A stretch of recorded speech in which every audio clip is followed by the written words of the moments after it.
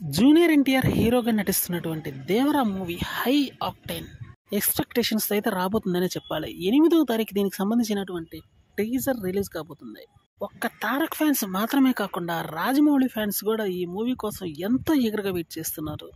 కొరటాల శివ నుంచి వస్తున్నటువంటి ఈ మూవీ యొక్క రిజల్ట్ బాగుంటుందని అయితే ఈసారి చాలా మంది అంటున్నారు. ఆచార్య మూవీతో డిజాస్టర్ ఇచ్చినటువంటి కొరటాల శివ ఒకేసారి 300 కోట్ల బడ్జెట్ తోటి ఈ మూవీ అయితే తీస్తున్నాడు. ఇది 2 పార్ట్లుగా వస్తుంది కాబట్టి మొదటి పార్ట్ మీద అదిరిపోయే అంచనాలు అయితే భారీ స్థాయిలో ఉన్నాయి. సముద్రానికి సంబంధించినటువంటి ఒక బ్యాక్ డ్రాప్లో ఈ మూవీ వచ్చే అవకాశం ఉందని తెలిసింది.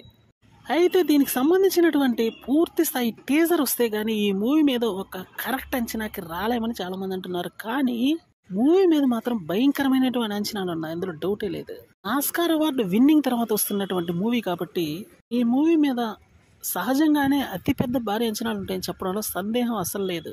ఇక కొరటాల శివ కాబట్టి అతని యొక్క క్రియేటివిటీ అయితే మామూలుగా ఉండదన్న విషయం మనకు తెలియదు కదా. అంటే సరికొత్త జోనర్లో ఈ మూవీతో ట్రై చేయబోతున్నాడు అని మనకు చెప్పకనే చెప్తున్నాడని అర్థమవుతుంది. ఇంతకాలం ఒక రకమైనటువంటి మూవీస్ తీసినటువంటి కొరటాల శివ ఈసారి మాత్రం